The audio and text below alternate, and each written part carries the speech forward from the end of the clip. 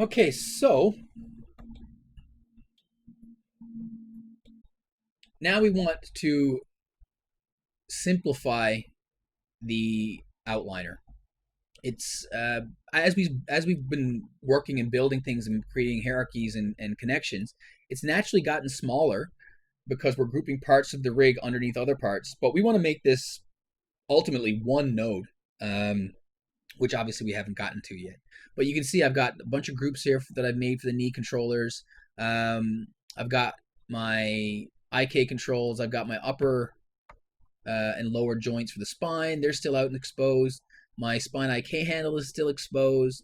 But a lot of the other things, like the IK handles for the feet, for example, they're already parented to the feet hierarchy, which has been parented to the spine, which has been parented to the main rig, and so on and so forth. So all that stuff is already buried inside other controllers.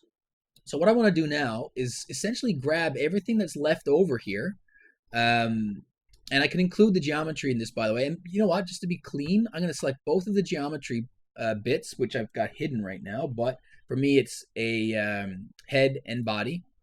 I'm going to Control G, group those to themselves, just to, again, clean it up, make it organized. So I'm going to call this one Geo Group.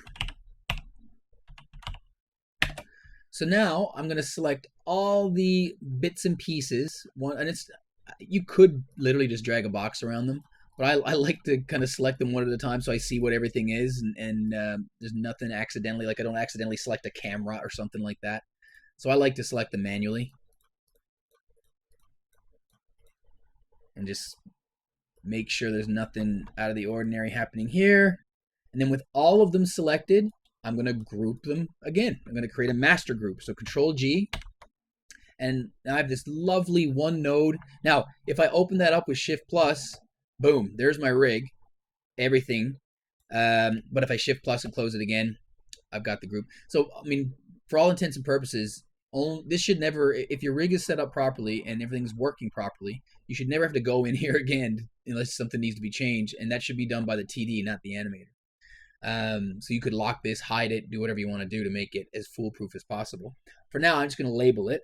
I'm going to call it the character group.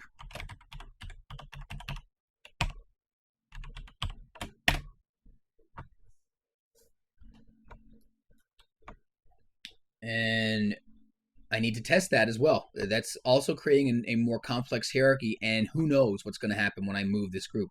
So you should always select your character group and move it and see what happens. And right away, we've got a major uh-oh.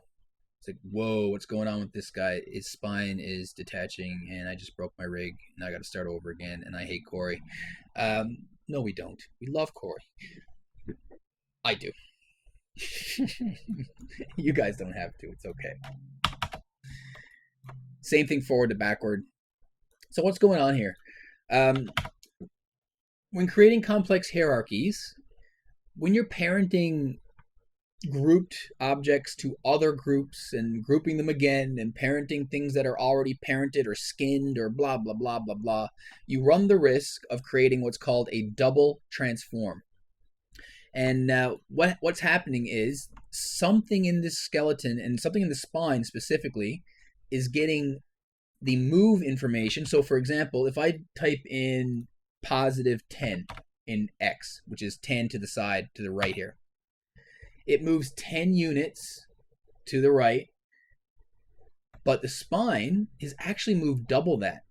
For some reason, it's moving twice the amount that gets put in here. So if I type in 20, the spine's going to move 40. If I type in a 500, the spine is going to move 1,000. And it's just going to keep getting exponentially worse and worse and worse. So that's called a double transform. Something here is getting twice the transform information. So I'm going to put this back at 0. So what could cause that? And the biggest culprit for double transforms in the rig, especially the way we set it up, are the skin setups that we created, the skinning information. And we obviously skinned the character. So you may need to do this for the geometry as well, by the way. So if the geometry moves more than the rig when you move the master, You would have to do the exact same thing I'm about to show you here on the spine. Anything skin should be checked for this. So if you remember, when we set up the spine control, the way we gave Spline IK the ability to follow our control system was we skinned the spline curve, which is right in the middle here, right there. We skinned this curve to our upper and lower control joints. So the problem is the curve itself. So if you can't select it here, if you zoom in close, you should be able to see the blue line. If not, open up, explode your graph and find it in here. And to be honest with you, it should be on the main level because it wasn't parented to anything else. And sure enough, here it is, spine control curve. So what you need to do is select the spine control curve. And again, you should check anything in your scene that's been skinned. So in our assignment, it'll be the spine control curve and the geometry. So the same thing will likely have to be done to both of these. So I'm going to select the control curve, spine control curve, hit Control A to open up the attribute editor. And I'm going to go to the first tab here, which is the transformation settings, the transform node. Transform node in Maya is always first. So anything to do with movement will always be the first node in the selected object. And what you're looking for here is this checkbox, Inherits Transform. So what this means is that this will get direct transform information from anything that you've selected, but it also inherits transform from things like skin, for example. And we do not want it to receive both information. We only want it to move with the group.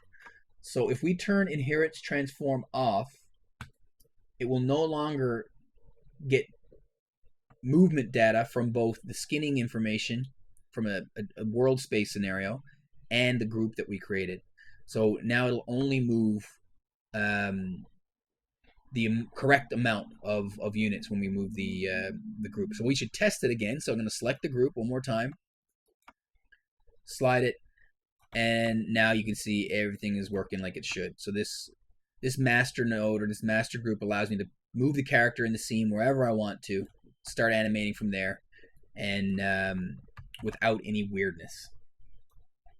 So again, if you move your character and the geometry does the same thing, it moves more than you expect it to, select the geometry, go into its transform node, and uncheck Inherits Transform for the geometry as well.